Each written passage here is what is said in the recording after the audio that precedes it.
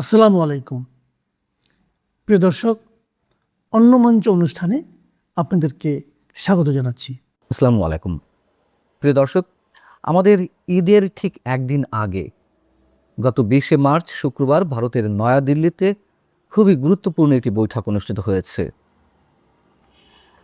এবং সেই বৈঠকের আলোচনার কেন্দ্রবিন্দুতে অবশ্যই ছিল বিএনপি সরকার গঠনের পর ভারতের সঙ্গে বাংলাদেশের সম্পর্ক কোন প্রক্রিয়ায় কিভাবে স্থাপিত হতে পারে। এই বৈঠকটি এই কারণেই অনেক বেশি গুরুত্বপূর্ণ, বিএনপি সরকার গঠনের পর এই প্রথমবারের মতন ভারত সরকারের নীতি নির্ধারণী পর্যায়ের কোনো শীর্ষ ব্যক্তির সঙ্গে বাংলাদেশের কোনো প্রতিনিধির এই বৈঠক। সেখানে বৈঠকে ছিলেন ভারতের পররাষ্ট্রমন্ত্রী এস জয়শঙ্কর এবং বাংলাদেশের রাষ্ট্রদূত, ভারতে নিযুক্ত বাংলাদেশের রাষ্ট্রদূত এম রিয়াজ হামিদুল্লাহ। খুব স্বাভাবিকভাবেই সেখানে উঠে এসেছে বাণিজ্য, কানেক্টিভিটি এবং ভারত বাংলাদেশের মানুষের সঙ্গে মানুষের যোগাযোগের উপর ভিত্তি করে এই সম্পর্ক পুনঃস্থাপন করতে হবে। কিন্তু এর বাইরেও নিশ্চয়ই আরও অনেক ধরনের আলোচনা হওয়ার কথা। সেই আলোচনাগুলো কী হয়েছে যদিও আমরা জানি না, তবে এই বৈঠকে কেন্দ্র করে বেশ কিছু প্রশ্ন উঠতে পারে। প্রথম প্রশ্ন, ভারত কি আসলে পুরোপুরি বিশ্বাসের সঙ্গে বিএনপির সঙ্গে এই সম্পর্ক স্থাপন করতে পারবে? আওয়ামী লীগকে পুরোপুরি হিসেবের বাইরে রেখে কি ভারত বিএনপি সরকারের সঙ্গে সম্পর্ক স্থাপন করবে? শেখ হাসিনাকে ভারত আদৌ ফিরিয়ে দেবে কিনা? যে গুঞ্জন শোনা যাচ্ছে যে শেখ হাসিনা দেশে ফিরে আসবেন, দেশে ফিরে এসে তিনি মামলা মোকদ্দমা ফেস করবেন, কারাভোগও করতে পারেন, এই কথাগুলো আসলে কতটা সত্য? আওয়ামী লীগ কী ধরনের প্রস্তুতি নিচ্ছে আগামী দিনে তারা রাজনীতি শুরু করার বিষয়ে, অথবা খুব শীঘ্রই তারা পারবে কিনা? এবং একই সঙ্গে প্রশ্ন উঠতে পারে যে বিএনপিও সরাসরি ভারতের সঙ্গে সম্পর্ক গড়ে তুলতে কতটা সন্দেহের ঊর্ধ্বে থাকতে পারবে, এবং যদি ভারতের সঙ্গে সত্যি সম্পর্ক গড়ে তুলতে চায় সেক্ষেত্রে জামাত এবং এনসিপির সমালোচনা তারা কতটা গুরুত্বের বাইরে রাখবে, অথবা গুরুত্ব দিয়ে হলেও কতটা তারা সেগুলো মোকাবেলা করতে পারবে। যেই প্রশ্নগুলো এই মুহূর্তে আমি উত্থাপন করলাম সেগুলোর উত্তর এক ধরনের হতে পারে। আমার মতে যেটি শুরু থেকেই জানি যে বিএনপির প্রতি ভারত সম্পূর্ণ সন্দেহের উপরে উঠে সম্পর্ক স্থাপন করতে পারছে না, বা তারা এখনও সেই পর্যায়ে যেতে পারেনি। তার কারণ তারা সম্পর্ক স্থাপন করতে গেলেই তাদের পুরনো অনেক বিষয়ের তাদের সামনে চলে আসে, 10 ট্রাক অস্ত্র কিংবা যেই ভারতের বিচ্ছিন্নতাবাদীদের আশ্রয় দেওয়া, মৌলবাদের উত্থান। তবে ভারত নিশ্চয়ই চেষ্টা করছে, যেটি তাদের নিজ দেশের কূটনীতিকদের ব্যাখ্যা বিভিন্ন সময় উঠে এসেছে, যে সব ডিম এক ঝুড়িতে রাখলে হবে না। সেই দিক থেকে ভারত নিঃসন্দেহে তাদের কূটনৈতিক কৌশলের মাধ্যমে যতটা সম্পর্ক রাখা যায় দ্বিরাষ্ট্রভিত্তিক একটা জায়গা থেকে, তারা সেই বিষয়টি নিশ্চয়ই মাথায় রাখবে। আওয়ামী লীগকে পুরোপুরি হিসেবে বাইরে নিশ্চয়ই ভারত রাখছে না, যেটুকু অন্তত আমরা জানি। এবং আওয়ামী লীগের রাজনৈতিক পুনর্বাসনের ক্ষেত্রে ভারত এখনও পর্যন্ত চেষ্টা চালিয়ে যাচ্ছে। শেখ হাসিনাকে ভারত ফেরত পাঠাবে না এ কথা আমরা নিশ্চিত, যতদিন না পর্যন্ত শেখ হাসিনা স্বেচ্ছায় ফিরে আসেন। এবং শেখ হাসিনা আসলেও দেশে ফিরে আসছেন কিনা এই ধরনের গুঞ্জন যা ছড়িয়েছে তা একবারে ডাহা মিথ্যা। আমি যতদূর জানি, আমার নিজস্ব খোঁজখবর থেকে যতটুকু আপনাদের সামনে বলতে পারি, আওয়ামী লীগ প্রস্তুতি নিচ্ছে দেশে রাজনীতি আবার শুরু করার বিষয়, এটাও সত্য। কিন্তু তারা কতটুকু দ্রুত করতে পারবে সেটি হচ্ছে বিষয়। কেউ বলছেন যে 6 মাস 1 বছর, কেউ বলছেন যে 2 বছরও হতে পারে। এবং যেটি অপেক্ষাকৃত বাস্তবসম্মত তথ্য সেটি হচ্ছে যে তারা ধীরে চলো প্রক্রিয়া অনুসরণ করছে।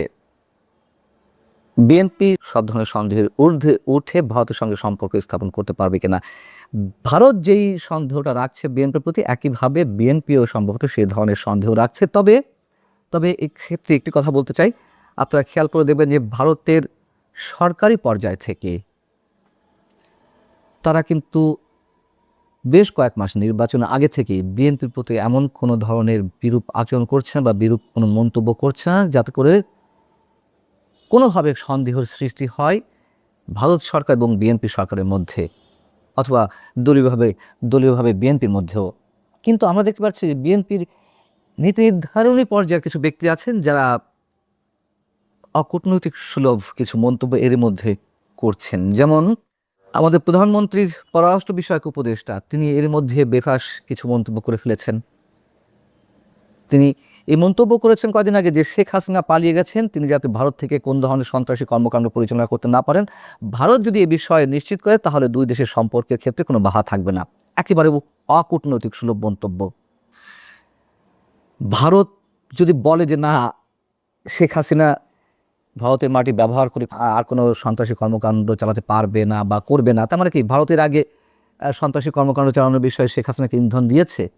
বিষয়টি তেমন হয়ে ওঠে না। অথবা এই যে শর্ত বেঁধে দিচ্ছে যে ভারতকে কথা দিতে হবে, এটাও নিশ্চয়ই কোনো ধরনের বিবেচনা প্রসূত মন্তব্য হতে পারে না।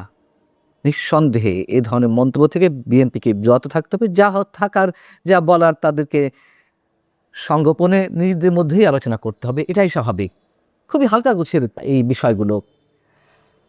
এবং অপ্রিয় হলো সত্য, আমাদের কোনো কূটনীতিক বা পররাষ্ট্র বিষয়ক বিশেষজ্ঞ কেউ এটি মনে করেন না যে ভারতকে পাশ কাটিয়ে বাংলাদেশের যে কোনো ক্ষেত্রে এগিয়ে যাওয়া সম্ভব। এটি নিরেট বাস্তবতা।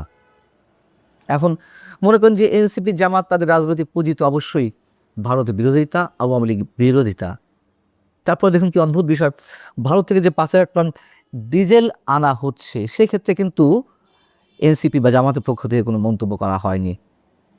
তারা ঠিকই মুখোমুখি রাজনৈতিক পুঁজি হিসেবে ভারত বিরোধিতা করে যাচ্ছে, কিন্তু ভারতের সঙ্গে সম্পর্ক জামাত স্থাপন করতে চায়, এনসিপিও স্থাপন করতে চায়। নইলে আমরা তো দেখলাম যে গত কয়েকদিন আগে ভারতের প্রজাতন্ত্র দিবসে কীভাবে জামাত নেতারা, এনসিপি নেতারা সেখানে গেলেন, কিভাবে হাসি ঠাট্টার সঙ্গে সব কিছুতে মেতে উঠতে দেখলাম আমরা। অতএব তাদের এই যে মন্তব্য, এগুলোকে বিএনপির প্রশ্রয় না দেওয়াই সম্ভবত ভালো। এবং আওয়ামী লীগ সম্পর্কে সব শেষ পর্যায়ে বলতে হয় যে তারা যে রাজনৈতিক কর্মকাণ্ড সামনে করতে চায় সেখানে বিভিন্ন ক্ষেত্রে নানানভাবে আমরা খানিকটা হলেও ছন্দপতন ঠিক নয়, এটিকে বলা যেতে পারে তাদের পরিকল্পনা অভাব। তারা আসলে কোন প্রক্রিয়া এগোবে, কীভাবে এগোবে। এখনও অনেকে মনে করেন যে তারা এখনও পর্যন্ত ভারতের আশায় বসে আছেন। কিন্তু সেই পুরনো তথ্যটি আবার বলতে চাই, ভারত থেকে বলা হয়েছে, ভারতের পক্ষ থেকে বলা হয়েছে যে তারা আর কোনো ধরনের দায় নিতে চায় না যে বাংলাদেশের মানুষ আর যেন কোনোভাবে ভারত বিরোধী সেন্টিমেন্টের মধ্যে নিমজ্জিত হয়।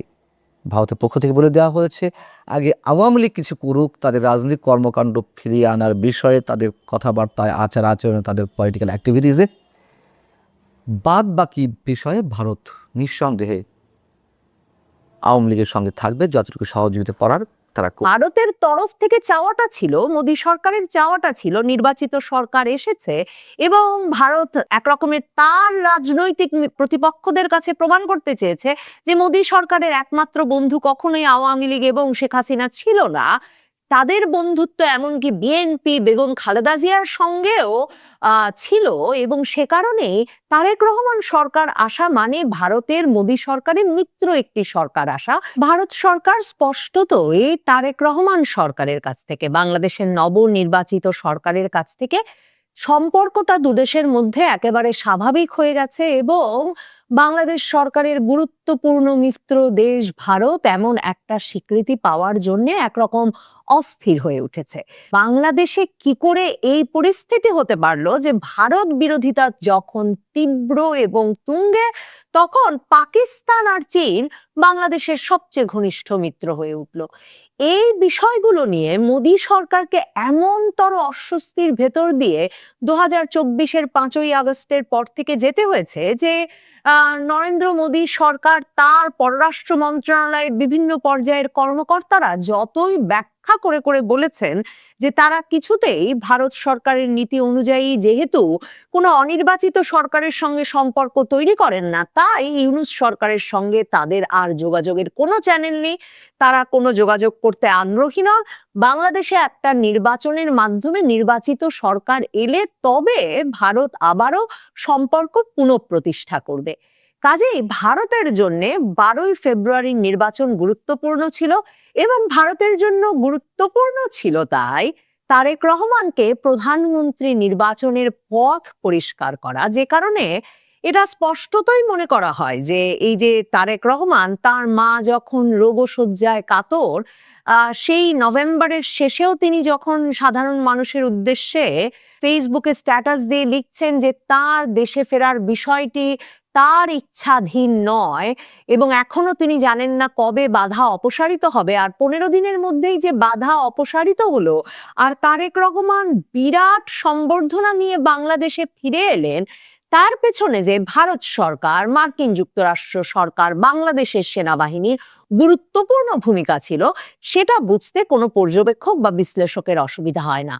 কিন্তু তারেক রহমান শেষ পর্যন্ত যখন প্রধানমন্ত্রী নির্বাচিত হলেন, যেই প্রধানমন্ত্রী নির্বাচনের আগে ভারত তার পাশে আছে এই সুস্পষ্ট বার্তা দিতে বেগম খালেদা জিয়ার মৃত্যুর পর এস জয়শঙ্কর ভারতের পররাষ্ট্রমন্ত্রী শোক জানাতে বাংলাদেশ চলে এসেছিলেন, কিন্তু সে সময় তিনি তারেক রহমানের সঙ্গে সাক্ষাৎ করলেও অন্তর্বর্তীকালীন সরকারের প্রধান উপদেষ্টা ডক্টর ইউনূসের সঙ্গে সাক্ষাৎ করতে রাজি হন নাই, যে কারণে তারেক রহমানের মা বেগম খালেদা জিয়ার মৃত্যুর পর নরেন্দ্র মোদী যেমন তাকে ব্যক্তিগত চিঠি লেখেন, ভারতের প্রতিরক্ষা মন্ত্রী যেমন বাংলাদেশ হাইকমিশনে গিয়ে শোক বার্তা লিখে আসেন, তেমনি ভারতের পার্লামেন্টে শোক প্রস্তাব গৃহীত হয় বেগম খালেদা জিয়াকে ভারতে বাংলাদেশ মৈত্রীর এক অনন্য প্রতীক হিসেবে চিহ্নিত করে। এবং তারেক রহমান নির্বাচিত হচ্ছেন এ খবর মোটামুটি নিশ্চিত হওয়ার পরপরই প্রধানমন্ত্রী মোদী উচ্ছ্বসিত হয়ে এক্স হ্যান্ডেলে বার্তা দেন।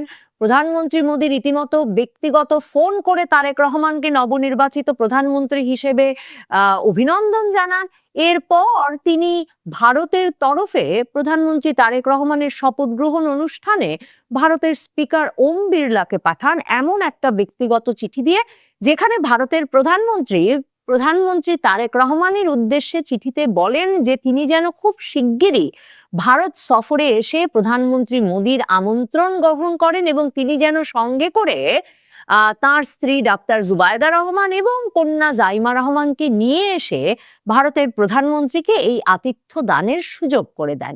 মানে ভারতের তরফ থেকে চাওয়াটা ছিল, মোদী সরকারের চাওয়াটা ছিল নির্বাচিত সরকার এসেছে এবং ভারত একরকমের তার রাজনৈতিক প্রতিপক্ষদের কাছে প্রমাণ করতে চেয়েছে যে মোদী সরকারের একমাত্র বন্ধু কখনোই আওয়ামী লীগ এবং শেখ হাসিনা ছিল না, তাদের বন্ধুত্ব এমনকি বিএনপি বেগম খালেদা জিয়ার সঙ্গেও ছিল, এবং সে কারণেই তারেক রহমান সরকার আসা মানে ভারতের মোদী সরকারের মিত্র একটি সরকার আসা, এবং তারেক রহমান নিশ্চয়ই খুব দ্রুত ভারতে আতিথ্য গ্রহণ করবেন, পাকিস্তান চীনের সঙ্গে সুস্পষ্ট দূরত্ব তৈরি করবেন এবং ভারত যে মার্কিন যুক্তরাষ্ট্রের বয়ান এবং পরামর্শ এবং কৌশলগত অবস্থান অনুযায়ী ইন্দো প্রশান্ত মহাসাগরীয় অঞ্চলে, এই অঞ্চলে মার্কিন যুক্তরাষ্ট্রের শীর্ষস্থানীয় নিরাপত্তা সহযোগী এবং যে কারণে ভারতের ওপরে এই দেশগুলোর সঙ্গে সম্পর্ক রক্ষার দায়িত্ব দিয়ে রেখেছে মার্কিন যুক্তরাষ্ট্র, সেই নেতৃত্বটা আবারও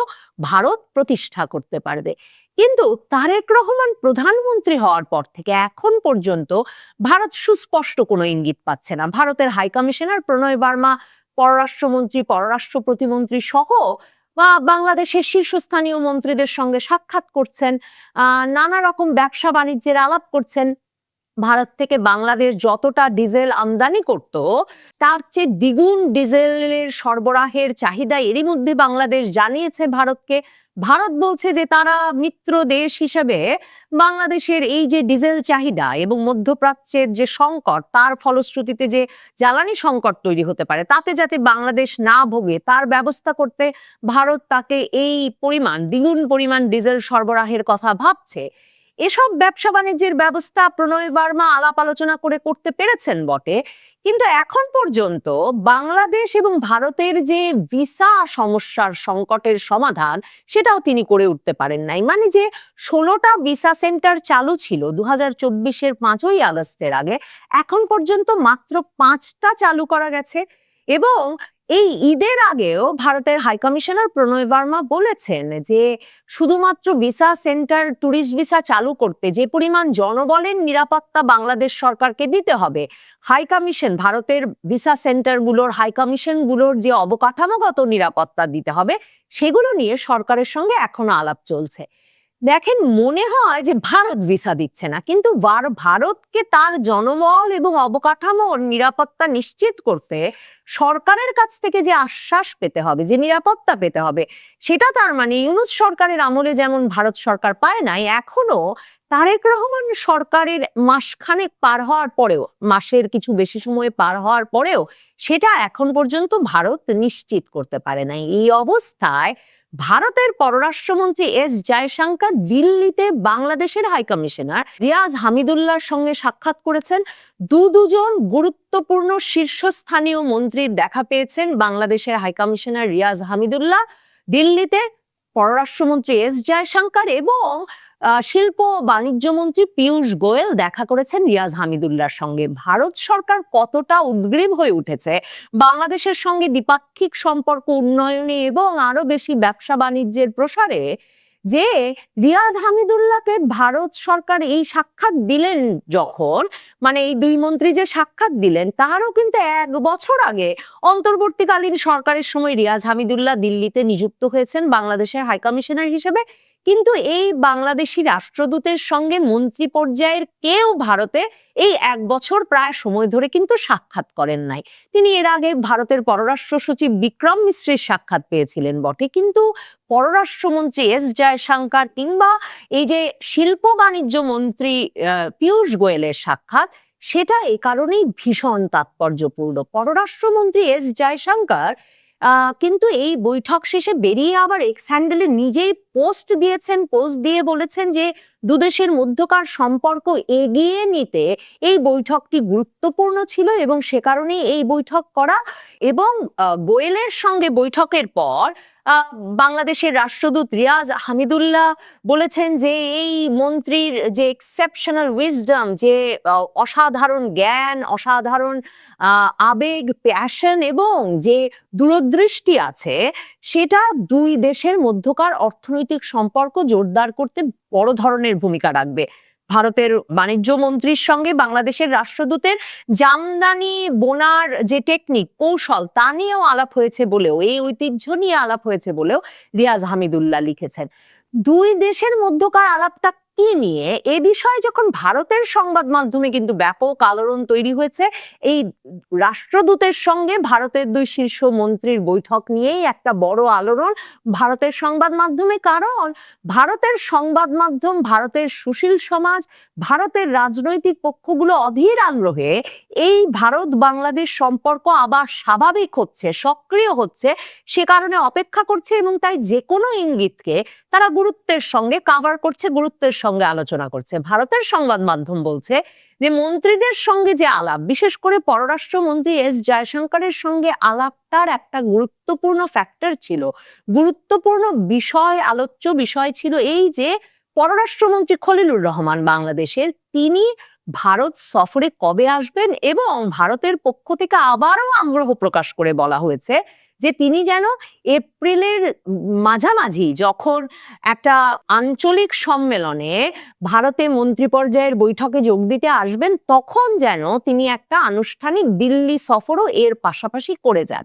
ভারতের পররাষ্ট্রমন্ত্রী এস জয়শঙ্কর এই যে বাংলাদেশের পররাষ্ট্রমন্ত্রীর প্রথম একটা গুরুত্বপূর্ণ দ্বিপাক্ষিক সফর ভারতে করাতে এবং খুব শিগগিরই এটা আয়োজনে গুরুত্বের সঙ্গে কাজ করছেন, বাংলাদেশের রাষ্ট্রদূতকে নিয়ে এসেও এই আলাপ করছেন। তার একটা কারণ, যখন এই প্রতিবেশী দেশ বাংলাদেশের নবনিযুক্ত প্রধানমন্ত্রীর প্রথম সফরটি মনে হচ্ছে না মোদিজির এমন মানে আন্তরিক চিঠি পাওয়া সত্ত্বেও সত্ত্বেও তারেক রহমান ভারতে করতে যাচ্ছেন, তখন ভারত অন্তত চাইছে বাংলাদেশের পররাষ্ট্রমন্ত্রী খলিলুর রহমানের প্রথম সফরটা ভারতে হোক এবং মোদী সরকার এই ইঙ্গিত ভারতের রাজনৈতিক পক্ষগুলোকে দিতে পারুক যে বাংলাদেশ ভারত সম্পর্ক, মৈত্রীর সম্পর্ক আবারও সক্রিয় হয়েছে এবং বাংলাদেশে ভারত বৈরী কোনো সরকার আর নাই, ভারতের সঙ্গে সক্রিয় কার্যকরী সম্পর্ক রাখতে আগ্রহী এমন একটা সরকার প্রতিষ্ঠায় ভারত সমর্থ হয়েছে। ভারতের সংবাদ মাধ্যমগুলো তাই লিখছে যে বাংলাদেশের যিনি পররাষ্ট্রমন্ত্রী তার সঙ্গে এমনকি ইউনূস সরকারের আমলেও ভারতের যোগাযোগ অব্যাহত ছিল। গত নভেম্বরেও তিনি নিরাপত্তা উপদেষ্টা অজিত দোভালের আমন্ত্রণে এসেছিলেন। যেটা আপনাদেরকে বারবার বলেছি, খলিলুর রহমানকে শুধু মার্কিন যুক্তরাষ্ট্র তারেক রহমানের মন্ত্রিসভায় রাখতে অনুরোধ করেছিলেন তাই নয়, ভারতও যেহেতু ইউনূস সরকারের আমলেও তার সঙ্গে আলোচনা চালিয়ে যেতে পেরেছে, ভারতেরও আগ্রহ ছিল খলিলুর রহমানকে এই মন্ত্রিসভায় রাখার। এবং ভারতের সংবাদ মাধ্যম এনডিটিভির মতো অনেকেই এখন লিখছেন যে ভারতের সঙ্গে একটা ভালো বোঝাপড়া আছে পররাষ্ট্রমন্ত্রী খলিলুর রহমানের, কারণ তিনি এমনকি ভারতের শীর্ষস্থানীয় যে বিশ্ববিদ্যালয় জওহরলাল নেহেরু ইউনিভার্সিটি জেএনইউতে পড়ালেখা করেছেন। কাজে এই ভারতের সঙ্গে বা ভারতকে বোঝার যে তার সক্ষমতা, সেটাও ভারত বাংলাদেশ মৈত্রীর সম্পর্ক আবার কার্যকর করতে ভূমিকা রাখতে পারে বলে ভারত আশাবাদী। সব মিলিয়ে ভারত খুব দ্রুত তারেক রহমান সরকারের কাছ থেকে একটা গ্রিন সিগন্যাল চায়।